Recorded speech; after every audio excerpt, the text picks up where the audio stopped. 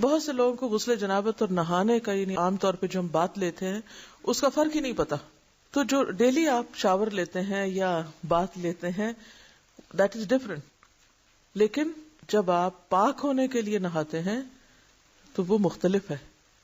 روز آپ نہانا بھی اگر سنت کے مطابق کریں تو بہت اچھا ہے, وہ نہانا بھی ثواب بن گیا, وہ ساری ایفرٹ کسی کام لگ گئی کیونکہ آپ سنت کے مطابق ایک کام کریں. لیکن غسل جنابت تو ہوتا ہی نہیں جب تک کہ آپ کلی نہ کریں, ناک میں پانی نہ ڈالیں اور سارے بدن پہ پانی نہ بہائیں. غسل جنابت کا طریقہ. حضرت میمونہ رضی اللہ عنہا بیان کرتی ہیں کہ رسول اللہ صلی اللہ علیہ وسلم نے غسل کا ارادہ فرمایا تو سب سے پہلے دونوں ہاتھ دھوئے. یہ غسل جنابت یعنی ناپاک جب انسان ہو جائے تو اس کے بعد پاک ہونے کے لیے جو غسل کرنا ہے اس کا طریقہ. تو آپ صلی اللہ علیہ وسلم نے سب سے پہلے اپنے ہاتھ دھوئے. ہاتھ کیوں دھوئے؟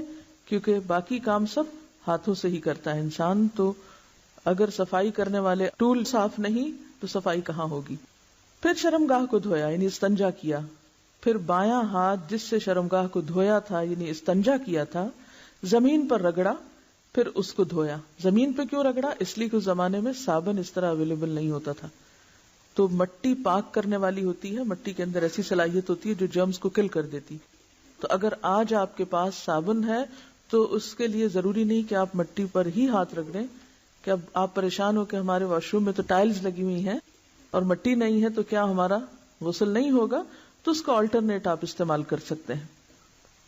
پھر کلی کی اور ناک میں پانی ڈالا, پھر چہرہ دھویا, پھر کوہنیوں تک ہاتھ دھوئے, پھر سر پہ پانی ڈالا اور بالوں کی جڑوں تک پانی پہنچایا. یعنی صرف پانی ڈالا ہی نہیں بلکہ مل کے سر کو بالوں کے جڑ یعنی جہاں سے بال اگتے ہیں اس سارے حصے کو خوب تر کیا. 3 بار سر پر پانی ڈالا, پھر تمام بدن پر پانی ڈالا. یعنی پہلے سر پہ 3 بار ڈال کے اس کو سارا دھو ڈالا, پھر پورے جسم پر پانی ڈالا. پھر جہاں آپ نے غسل کیا تھا اس جگہ سے ہٹ کر پاؤں دھوئے.